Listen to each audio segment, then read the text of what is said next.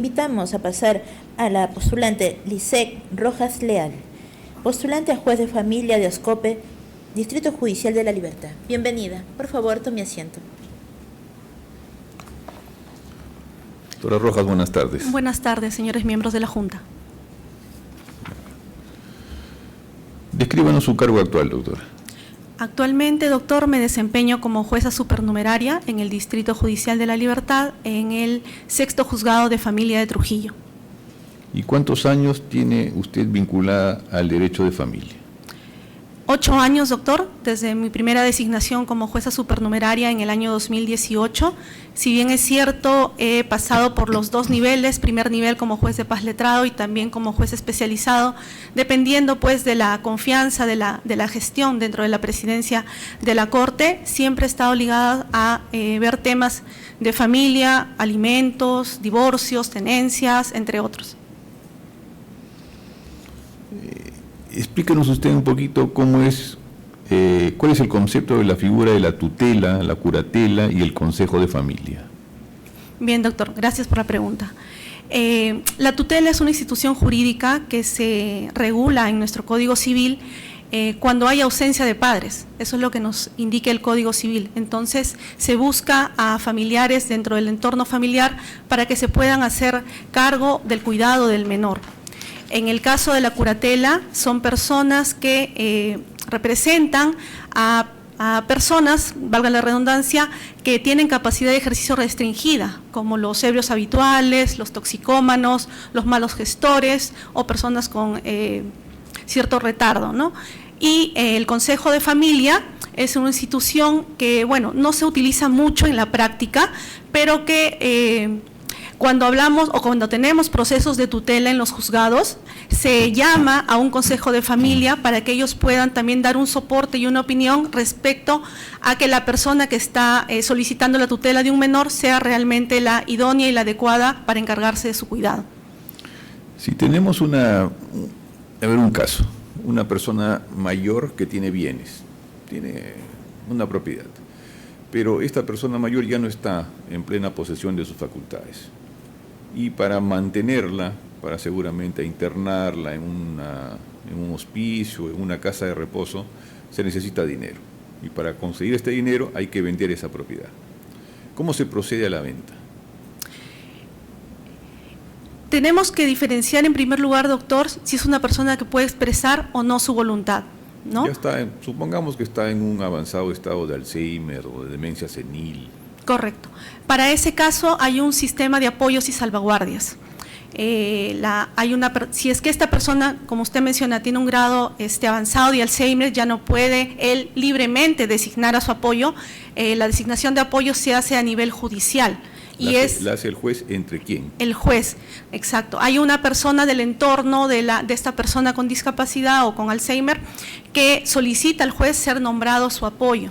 Y es el juez quien, en mérito a una evaluación que se hace y a criterios, ¿no?, que la ley establece, en el cual esta persona no tiene que sustituir la voluntad de la persona que está con Alzheimer, sino tiene que interpretar su voluntad de acuerdo a su trayectoria de vida, de acuerdo a los antecedentes en decisiones similares, ¿no? Entonces, esta persona es la encargada no solamente de seguir cuidándola o apoyándola, facilitándole la información o la comunicación, sino también puede tener facultades de representación justamente para lo que usted menciona, doctor, que es poder disponer de un bien y que el producto de esa venta pueda servir para el tratamiento de la persona que está en esa condición. ¿Y esa facultad de representación se agota con la venta del inmueble o subsiste? No, doctor, el sistema de apoyos también exige al juez que tenga una supervisión posterior al momento en que lo ha designado como apoyo. Se tiene que verificar, justamente ahí van las salvaguardias para poder hacer un monitoreo a través de informes de seguimiento o se le dice a la persona que está apoyando que tiene que rendir cuentas de manera periódica de los gastos que viene asumiendo en favor de la persona con discapacidad. Doctora, usted reconsideró su evaluación curricular en 2 puntos.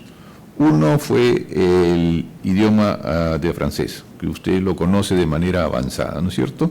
Así y el es. otro fue un curso de capacitación en igualdad de género en la Universidad de Salamanca. Correcto, doctor. Hemos encontrado varios postulantes con efectivamente este curso, que me imagino que se ha llevado virtual. Sí. ¿Qué cosa aprendió en este curso? Doctor, para contextualizar un poco, si me permite, Sí, claro. Este curso se dio en época de pandemia, en el año 2020.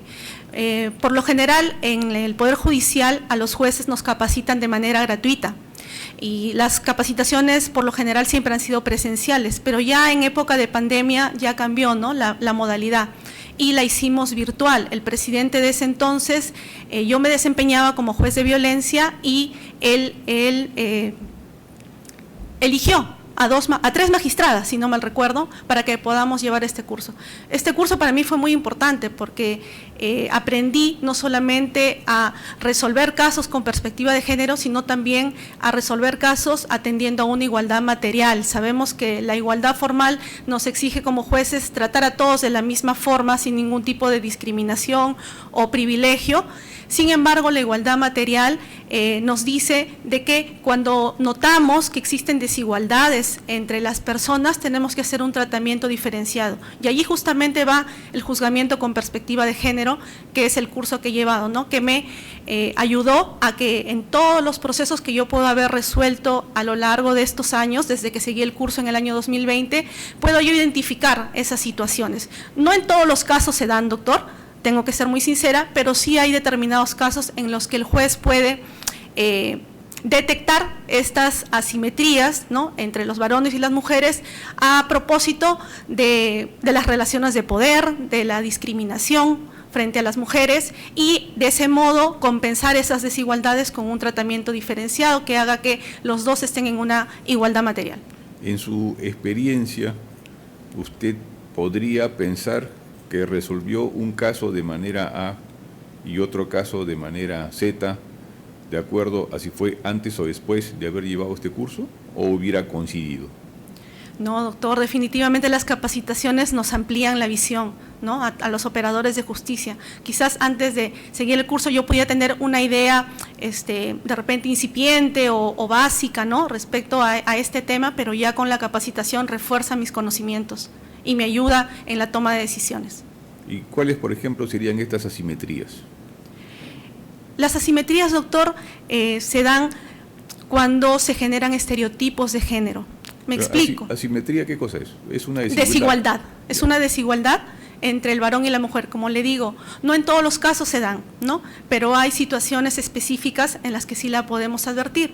A ver, como para darle un ejemplo gráfico, en procesos de tenencia, vemos que a veces un padre acude al órgano jurisdiccional, solicita la tenencia de su hijo, pero ¿cuál es su fundamento? El fundamento es decir, mientras yo estaba en pareja con la madre, vivíamos juntos, ella se dedicaba a mi hijo, lo criaba, lo cuidaba, lo atendía, estaba dedicada al 100% a él. Ahora que estamos separados, se ha vuelto una mujer que ya no le preocupa a mi hijo.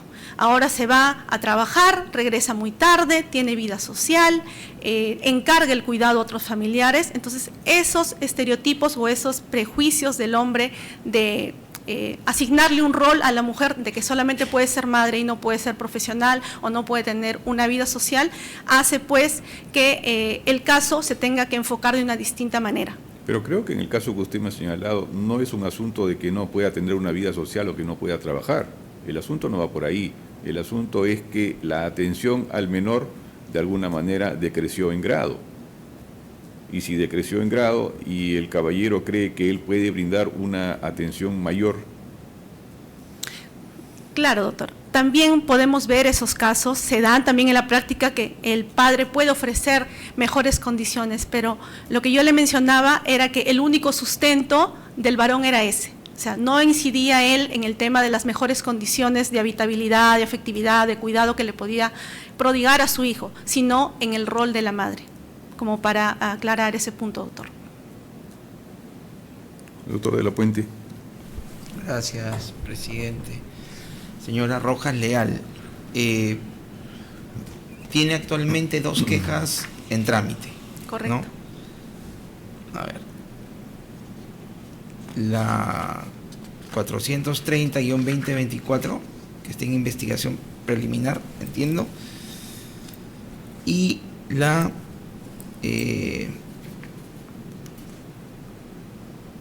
2776-2024, que es una queja. ¿Nos podría comentar, aclarar sobre este particular? Porque las otras están archivadas, ¿no? Correcto, doctor. Por Sí, favor. gracias por la pregunta, doctor. En cuanto a la primera queja, obedeció a una situación realmente particular dentro de mi función como juez de paz letrado en juzgado de familia.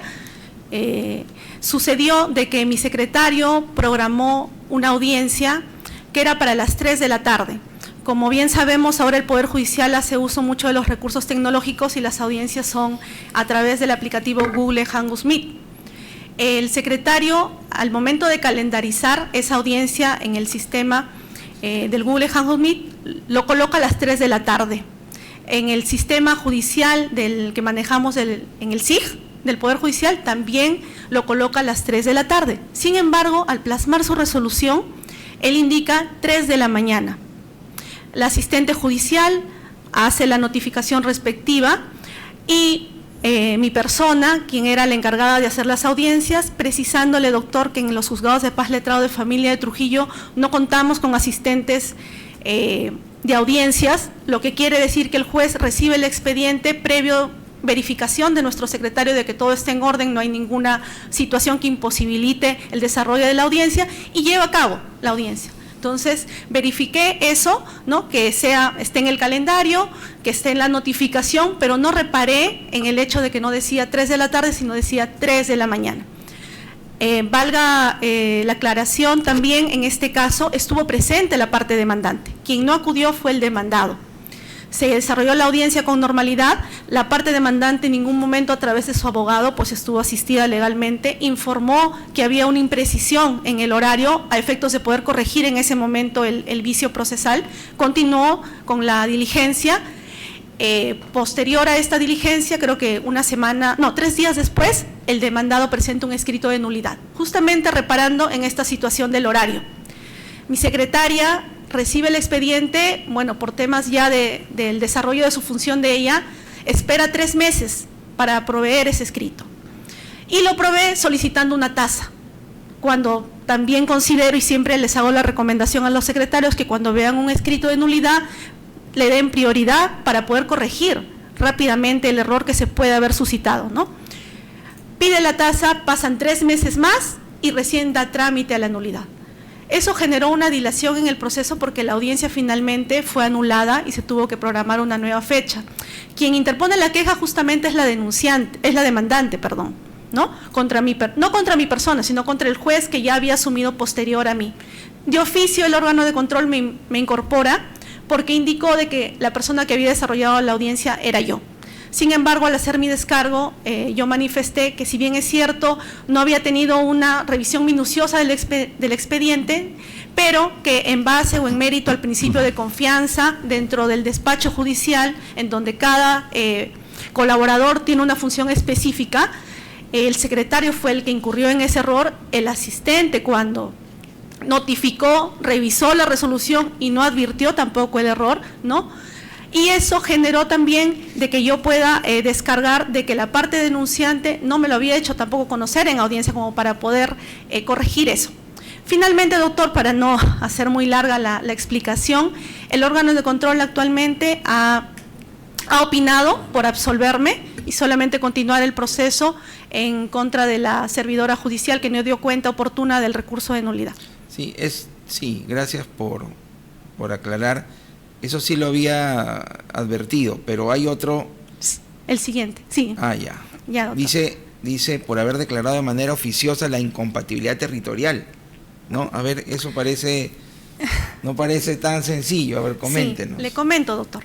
Lo que sucede es que nosotros en el mismo juzgado, ¿no?, de paz letrado de familia, vemos numerosos casos de alimentos y ocurría una práctica inusual, por así llamarla, no sé si sea el término más adecuado, que los defensores públicos, ¿no?, que tienen la mayor carga también porque las madres alimentistas al no tener recursos acceden a una defensa gratuita, ¿no? Los defensores públicos las patrocinan y ellos pues veían que de repente en los juzgados de Trujillo los casos avanzaban más rápido, las audiencias se programaban con menor tiempo de espera y las sentencias también del mismo modo, ¿no? Entonces empezaron a presentar demandas cuando la competencia no era del juzgado de Trujillo, porque eran madres alimentistas, niños incluso demandados que vivían en otros distritos, que no eran propiamente Trujillo. Mi persona, bueno, decidió declararse de oficio la incompetencia, eliminar y remitirlo al juzgado donde tenía la jurisdicción, la competencia para resolver estos casos. Si bien es cierto, la norma procesal nos indica que en caso de competencia territorial hay prórroga, ¿no es cierto? Pero la norma especial también, que es el Código de Niños y Adolescentes, nos indica que para el interés superior del niño es mejor que sea conocido ese caso por el juez del lugar donde éste reside. Y no solo ello, doctor, sino que yo advertí, porque recibía a los usuarios de manera diaria, que venían madres desde zonas alejadas de Trujillo, y a veces decían, vengo porque, bueno, mi abogado me patrocinó, pero hasta que salió la sentencia y ahora en la etapa de ejecución, que tengo que ver una liquidación de devengados, una remisión de copias al Ministerio Público, tengo que gastar 2 pasajes para venir hasta aquí, cuando el juzgado estaba cerca a su domicilio, de repente a cuadras. Pero, ¿y por qué era? Porque desde un inicio habían establecido una competencia que a mi modo de ver no era favorable para el usuario, ¿no? Es por eso que tomé la decisión, motivé la resolución y en ese sentido resolví. Quiero mencionar también, doctor, que en ese caso no es que haya habido algún usuario que haya iniciado esta queja, sino que eso se hizo a través de una revisión de oficio del órgano de control y también estoy esperando pues el resultado, está en trámite ese proceso y he hecho también mi descargo conforme se lo he mencionado. Ya. Y aquí, entrando un poquito al tema de criterio, si la competencia se puede prorrogar, ¿cómo entender la aplicación de la norma especial? ¿Qué criterio utilizó ahí para declararse incompetente? Usted ha mencionado, entiendo yo que el Código Procesal Civil establece la prórroga, pero la norma especial, el Código del Niño y del Adolescente, establece la competencia territorial, donde domicilia el niño.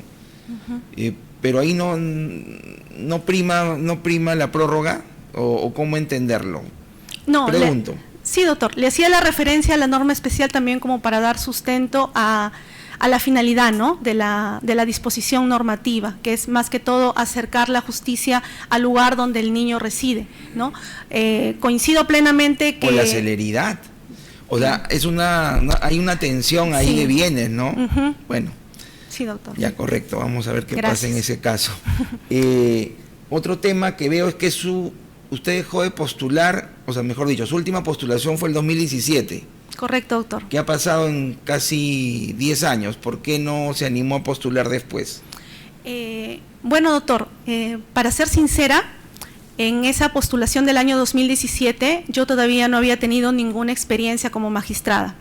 Me desempeñaba como secretaria judicial y asumo pues que los miembros del jurado en ese entonces, con un criterio de la trayectoria profesional, estimó o creyó conveniente que todavía no estaba yo preparada en ese momento para poder asumir un cargo de juez.